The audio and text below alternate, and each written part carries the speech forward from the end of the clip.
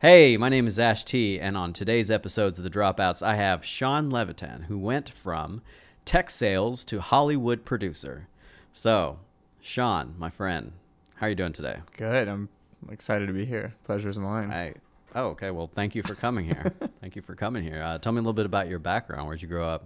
Want to get right into it or what? Yeah, go right into it here. Like the genesis as a kid or What country? career? Well, my parents are immigrants, so they met in LA. Oh, where are the immigrants from? My dad's from Israel. My mom's from Denmark. Okay. They both basically fled home. They were like, there's more out there for me. They fled in terror, or they fled? No, just like family situations. And they were like, I want to just go start fresh somewhere. Okay. And they came to LA with no money, met each other. Oh, so I should get them on the podcast later. Yeah. I mean, you're going upstream, right? I know why I'm here. They had me in LA, but none of them were citizens. So like they had to have me here so that someone could be a US citizen, and then immediately moved to Denmark for a few years. It was way too cold for my dad. Moved to Israel for a few years, too hot for my mom. And then we ended up back in San Francisco. How old were you then? I probably was like 4 or 5 by the time we came back to California. All right. Lots of instability. So back much. And forth. Like tons of culture change, languages, just like a lot of movement, family, no family. And like the whole thing kind of defined my social development and being a child. It was tough. Yeah. Yeah. What did they do as work? So Once they moved back to San Francisco. They met here in LA doing valet for big celebrity parties, which was funny. And my dad got really good at the parking game. And so then when they went back to San Francisco, he set up a parking shop or a parking company in San Francisco before the .com.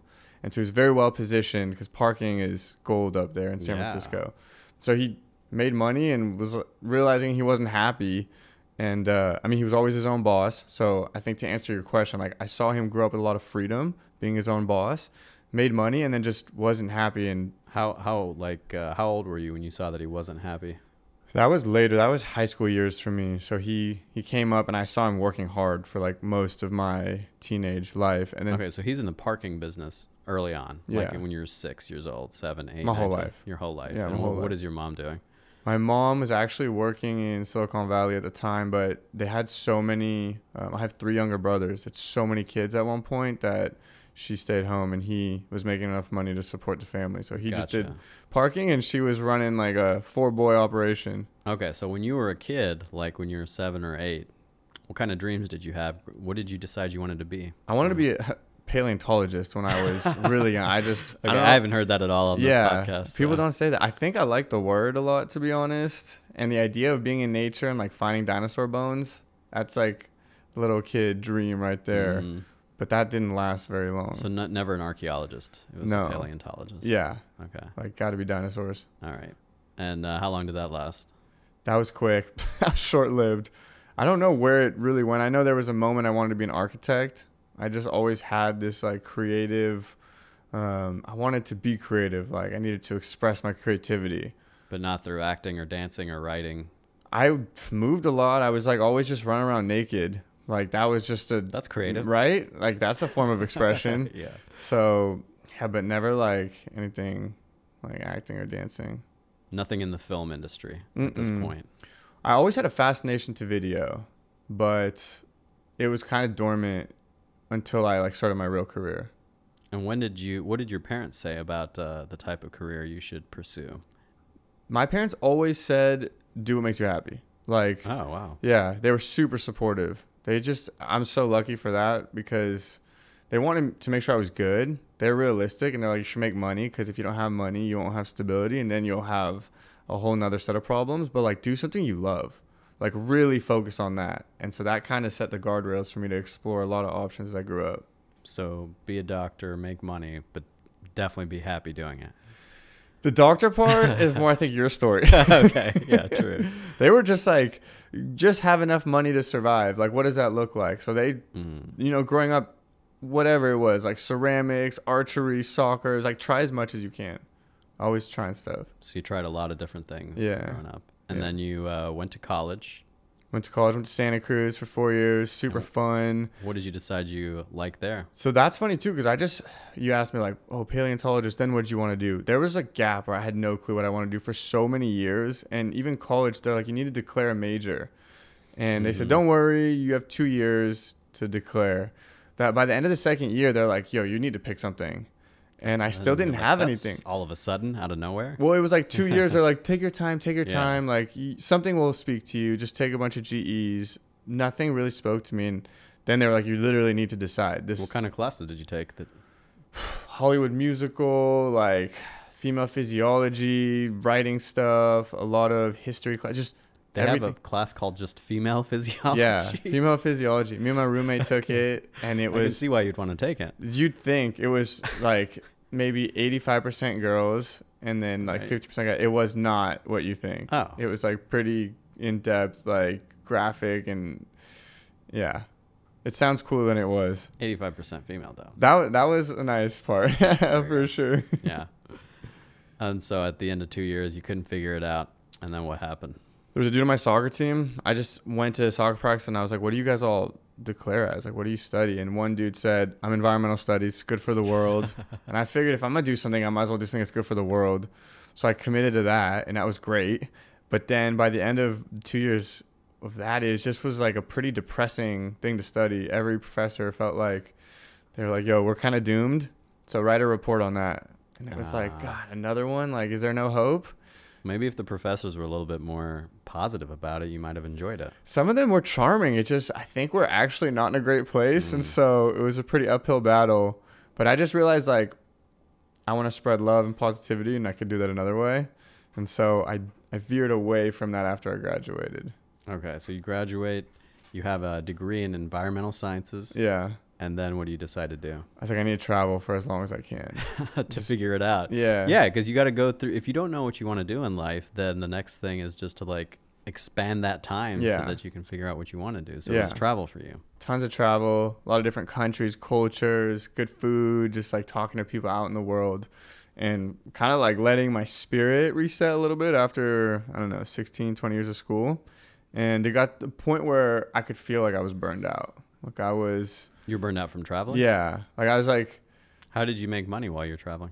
I had money. So I worked in my dad's parking lots. Like it was a good way to make money, but not be super tied up. So I'd make money, travel. And it got to a point where most of my friends had legit jobs in like the corporate scene and were starting to progress. And it actually felt like an exciting opportunity to try to do that instead of... I felt some anxiety before, some resistance. I was running from it. But all of a sudden I was like, okay, I think it's time. I'm ready to, I want to challenge myself and see what that looks like. Could you say it might have been even jealousy, just seeing like what other people were doing? You're like, man, they have stable lives. Jealousy, but also that age, I just think you're so like unsure of the world. So a little insecurity and fear about falling behind. Oh, okay. Yeah, right. Yeah. And I put that off because I didn't want that to be the driver. But after a while I was like, how long can you travel? Like there is going to be a moment where it's not fear-based. Like it's actually genuinely coming from a place of interest. So I reached that spot and then I was like, I jumped in. And what type of job did you take? Silicon Valley, tech sales, just all tech up there. How'd you get into that? All my friends were there. And so all those companies give you massive referral bonuses. If you get them a good employee that lasts for, I think like 3 months, 6 months, they'll give you like a couple $1,000 kickback. Wow. Yeah. So I was like, yo, who wants a kickback? Like, let's go.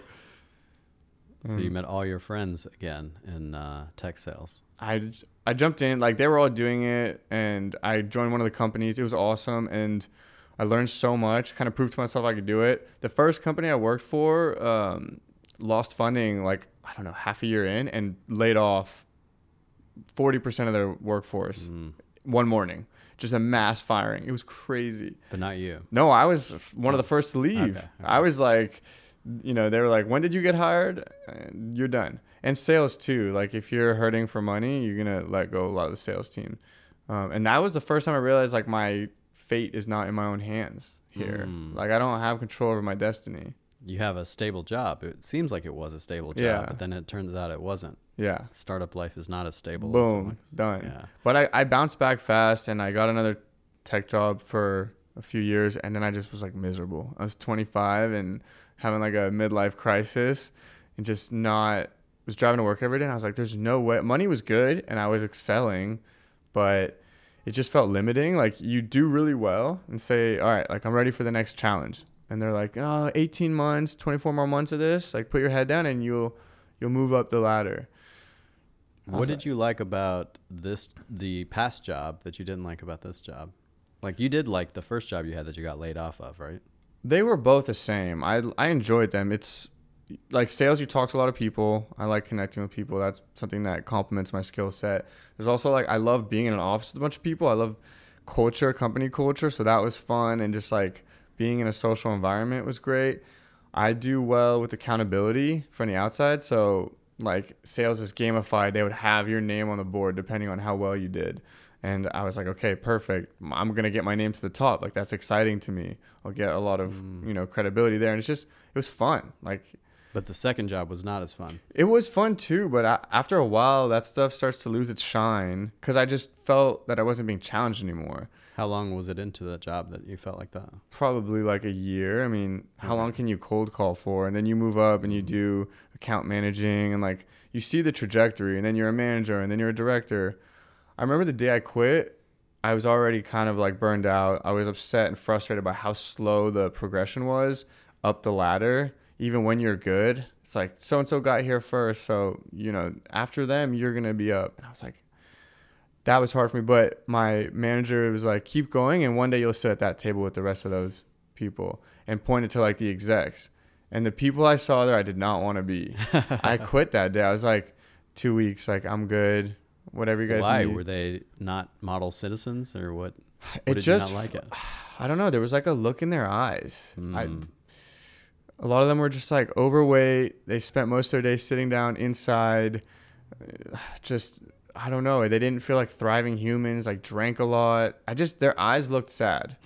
And I was like, and I would ask them deep questions about life too when we would have our meetings or like when we get conversations with them, like, what do you think about life? So some of like these big picture, more philosophical questions. And their answers, I was like, I don't think I'm in the right place. Yeah. I don't want to, that's not where I want to head. Did you ever talk to your parents about all this stuff? Oh, for sure. I was like nightly, yo, do I quit? Like, how do you know it's time? And, they gave me good advice. They make sure that you're not just like running away from something or that you have a plan. But I held on too long. That was one of my regrets, is I probably should have been a little cleaner on the way out, but I like tried to keep it together until it just imploded. Well, maybe if your parents hadn't said, just question you leaving, you maybe left earlier, right? Yeah, true. I'm kind of a people pleaser, less than I used to be, but back then it was hard to like let people down, and I felt close to a lot of people there, so I knew leaving wasn't going to be like, that wasn't going to make people happy. Right. So that was like some inner work that I had to clean up after that. Yeah, totally. So how long were you with that company? Did you say 2 years? Yeah, a couple years. And that was when my life changed. I like just took a leap of faith and moved to San Diego and started full-blown like creative work, video, and like that's. But hang on a second. How did you know you could do creative work? Like, how did that interest even come about? Have you been thinking about it for a while? So me and my brother had dabbled in videos for years, but like really just vacations and free time stuff, nothing serious. Oh, okay. Yeah, let's go back to that. Okay. How long have you been dabbling in video, though? It wasn't long. It was maybe a few years with GoPros and like no nice equipment or anything like that. But he was taking video editing classes in high school and he was getting good at that. And I like to film.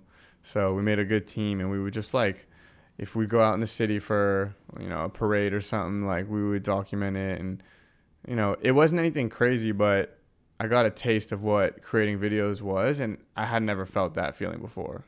Yeah. And at the time when you were working with your brother on these side projects, did you ever get paid for it?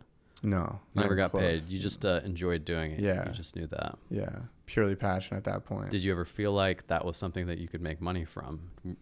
Did it ever occur to you to be like, this is really fun. I wish I could make some money off this. Yeah. I mean, the dream was to be an influencer, YouTuber, like whatever it was those days. But I didn't really think about it as like, I need to make money from this. It was more like, I would love to just document more and create more. It wasn't tied to money. Then I moved to San Diego and I worked at a video production house, and I was doing sales for them. And I started to realize. Okay, so that you're using your tools from the past to do something else. That was my way in. I see. I went in there and I was like, yo, can I do sales for you to be around this sort of stuff? And they were super down.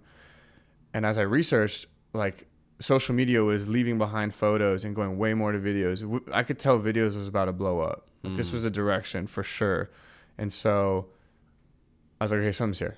That's the first time I was like, there's something here. And I started making videos myself every week just because I couldn't sleep at night if I didn't do it. I would like wake up and be like, you need to take baby steps towards your dream. So like just start making videos. Did you like sales at the video place that you were at? Did you like that job?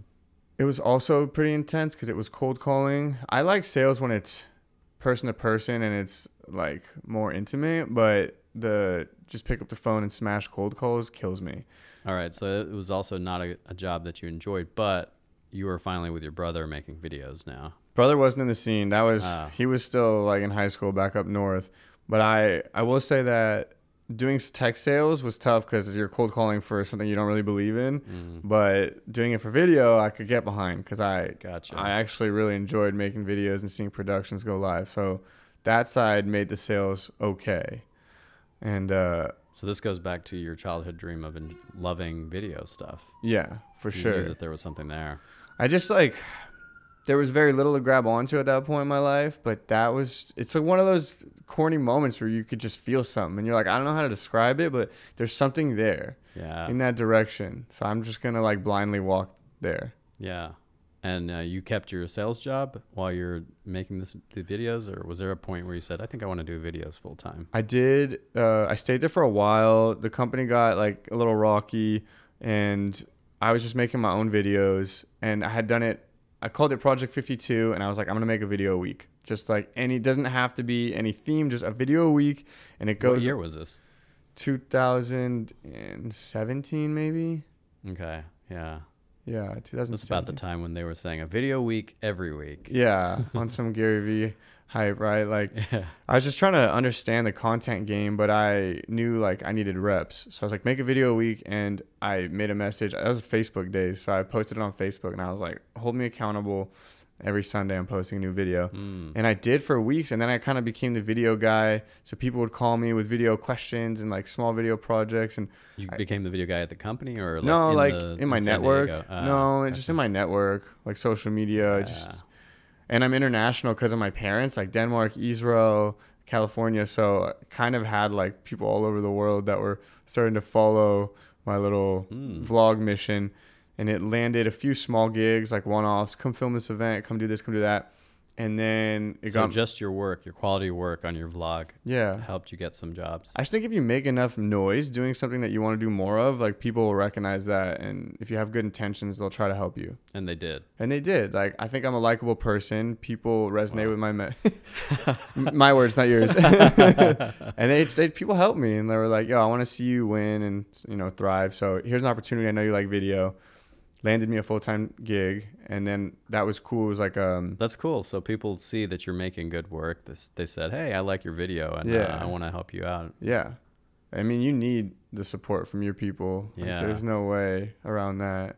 And so that kind of snowballed into like a full-time creative role. I was like the in-house videographer, and I slowly made my way up to creative director at this startup wellness clinic in San Diego. Wait, so okay. You were a salesperson at a video company, right? At a production house, yeah. And then you're at the same company or somewhere else when you're going into this full-time work? Somewhere else. Because I was freelancing. When did you quit this? Yeah, I was freelancing a little bit, and like the money wasn't what I needed.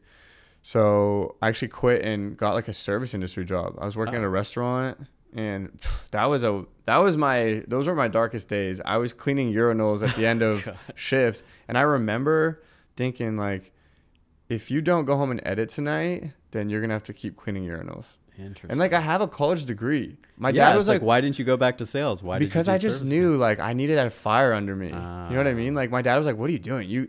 I was lucky. My parents paid for my college. They're like, we paid for you to not have to do that. And I was like, I don't know. I just feel like there's something humbling about this. And my dad was like, all right, I agree.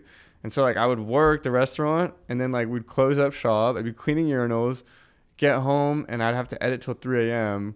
because I was like, do you want to keep cleaning urinals or not? Yeah. And I got enough reps in where like I got the job offer so I could leave the restaurant and go full time and make money doing the creative stuff. And that was like oh, finally. When did that happen? Because it's pretty rare that, you know, people realize they make money out of a creative field, right? So I had seen enough freelance things come in, like the one-off projects. And then one company kept coming back. And I was like, can you guys just take me on? Like, it was like $500 for the first video. And then the next month, like $750. And then the next month, they're like, we'll give you $1,000. And I was like, yo, you just want to like have all my time and give me enough to pay rent and make food? And they were like, yeah, let's go. Oh, wow. Yeah. Fascinating, because you're just here making videos on the side, freelancing, and eventually someone enjoys the work that you're putting out and offers you that job. Yeah. Or you actually asked them, so. Doesn't matter who asked you. But that was exciting for me because I realized, okay, I'm getting paid. My life is being supported by my creative work. Yeah. That was a cool moment. I was like, all right, let's go. So you want me to keep going? Yeah, keep going. I kept going with that sort of stuff while I was freelancing on the side. And I think like my next moment was when I started like an e-commerce brand, a stillness brand. And I just loved making content for it. And it was about meditation and mindfulness.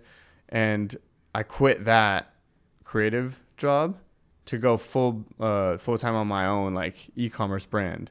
Oh. And that was tough because it was during COVID, and that was the worst time to run a production. Why did you quit the job? I thought you enjoyed creative work. I was kind of tapped out why did I quit? I was doing that for a few years. It kind of felt like I had learned enough there, and I was also taking on a lot of freelance work, and I landed a few pretty big freelance corporate clients that were affording my life, so I could let go of the full time. I wanted more time back, and I had money coming from like big freelance clients. And so you're freelancing on the side. That company allows you to freelance on the side. Yeah, it got sticky. They were like, because they couldn't pay me what I wanted, so they were like, "Why don't you use the extra time to freelance?" And I prefer that anyway because it kind of adds some diversity to my workflow. So I did that for a while, but then they got bigger. They wanted more of my time. My freelance work got bigger, and I kind of had to make a decision like, which one's it going to be? And the freelance gave me good money and more time. And I'd always had this pipe dream about starting an e-commerce, like clothing line, stillness line. And so I was like, I think this is my moment. Like I'm gonna jump again and roll the dice another time. This one didn't go as planned. It's just tough during COVID. Yeah. To like have a supply chain. It was a nightmare. I love the creative side though, like branding a company. So making content, like we had tons of content going out. That was the most fun part. But fast forward, I had to come to terms like that's not going to work. The e-commerce brand isn't going to work. I need to like really go all in on my creative like endeavors again. Yeah, there's something here, but I was at bandwidth, like one person, a one-man shop. You can only do so much. Yeah. And I started to identify like the bottlenecks where I'm like, one big project and it puts me out the game. I can't take more work. Mm-hmm. And so I had a creative mentor here in Venice that has been helping me for a few years. And I moved to LA. We met up. I told him, I was like, I'm trying to do more of this creative stuff. Here's my bottlenecks. Now, when you say creative stuff, what did you want to do specifically? It's funny because I didn't know really. I just thought like I wanted to film and edit and make videos more. But I could also feel like it was a little forced. It's strange to think, but that was the area that I like to play in, like the content space. But video and like editing, something wasn't like adding up there. I was like, maybe I just need more reps and I'm not good enough yet. Like, I don't know what it is, but I feel like there's a friction there. And when I ended up partnering up with him, he has his own agency in Venice, and he was like, we need someone like you to run operations and do all that stuff. And he's kind of the creative director. He's like a Don Draper. He's a genius. So just seeing him work, I was super stoked on that. But I realized when we came together, I like the more like operations, like, I don't know if you call it admin side of stuff. I like that, but I also like the creative stuff. So it gave me a nice balance of like doing the accounting and the books and like managing the budgets and the talents and like the locations of shoots and the client facing stuff. But also like when we're short, I'll shoot and edit, and it gave me everything. And I wasn't alone either. I had him. And that's the first time that I've really like had someone else in a business venture with me. Gotcha. Yeah. All right. So it's all stepwise. Everything is kind of, other than, just quitting the job as a salesperson to clean urinals. That was that was kind of the breaking point for you. But pretty much after that, you're taking baby steps. Like you make money in X, Y, and Z, and then all right, next thing you know, you're doing creative stuff, and then when that gets, you're just adjusting and pivoting basically. So much, because I think that was like, if there's a takeaway that I could give on this episode, it's how much like feedback I'd have to get from my life. Like, okay, I'm making money, but I'm not happy with how I'm making it. So I need to change that. And then I was like, okay, now I'm making no money, but I'm happy with what I'm doing for work. So then I got to balance that. So then I would be like doing some freelance stuff, but some work for me, some work for them. And then you're like kind of balancing it the whole time. And I would say you can't jump without like covering your bases. Some people can. I couldn't. Like to go. You wanted a plan B. Or just like you need some stability. Yeah. For me, it's hard to be creative if I don't have my bases covered, because then I'm just worried about like where's the next meal coming from, and like am I gonna be good? I need stability so I can feel like safe and then create. And I think everyone has a different relationship there, but it's important to just bring awareness to that. Yeah, I mean, some people that I have like to be, they like to have their back against the wall and figure it out. But I'm like you. I like to have all my bases covered before I can be really creative. Yeah, like some people say burn the ships at bay because you're not going back. Yeah. I see the potency of that, but I'm just like, that's not me. Yeah. I need a ship on this side of the island and on this side of the island. Like I want ships everywhere because I need to go where I want to go. Yeah. So if you were to look back in time, would you have changed anything that you did, or did you feel like it kind of made you the person you are? I would have done everything the same. I think I would have worried less. Just been a little less anxious about it. It's fun. And because of that, I look forward, and even when things get rocky, I'm able to enjoy it a little more. Because I'm like, you're going to be fine. If you could go back in time, you'd be like, hey, whatever you do, you're going to be fine. Don't underestimate yourself. Yeah. Am I leading this question on? Yeah, it's like, just have more fun with it. Like, you're going to do just fine. So, like, enjoy it. And I always wonder if that's going to undermine, like, ambition. Because a lot of people say that stress drives them to be more productive. But I just think that's a short-term play, because for me, it led to burnout every time. And so it was more important to realize, like, how can I be as productive as I need to without the driver being, like, fear and that sort of stuff. Like, can I insert healthier motives there? And then once I started doing that, my energy was so much better sustained. Mm-hmm. So do you have any advice for anyone that is like, I don't think I like this corporate job anymore. I want to be a creative. Yeah, I think. What do you think they should do? I mean, right now, like, the gig economy is exploding. And I think it's because a lot of people, they want more freedom in their life. And they're looking for something that aligns more with what they love to do, passions and such.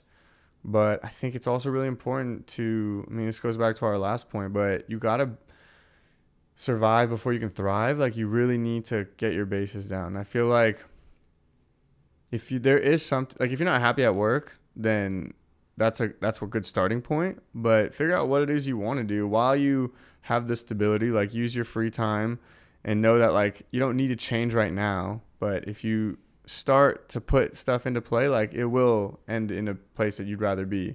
And so, like, slowly searching for that. I mean, yeah. Slowly adjusting and pivoting. Yeah. Exactly. Because I just think we're so rash, humans. Like, as soon as we feel relief, we'll jump. That's, like, sometimes fleeting. It's an illusion. So you want to, like, go have a few highs and lows with that dream life of yours. And then if it survives, okay, maybe there's something there. All right. Any other words of wisdom you want to share? Slow down. I think we move too fast. Like, I get that you have to do a lot in this world, but I think if you can slow down and really, like, take your time, chew on things. Our subconscious mind is so powerful. So, like, if we just let it work in the background, it gives us a lot of answers. We don't always have to be, like, forcing solutions. Just, like, pull back, space between the spokes. Just let time work its magic and slow down more. I think that will lead to just a more happy, peaceful life for everyone. I think so, too. I mean, I remember, I would do a calculus question, and I would want to get the answer right there, but I couldn't. I'd have to sleep on it. Yeah. And the next morning, I would come up with the answer. Boom. Yeah. It's Slow down. Fresh eyes, fresh mind. Like it's crazy what it'll do. All right. Well, it was really awesome having you on this episode, Sean. I always say I believe in you and you should believe in yourself.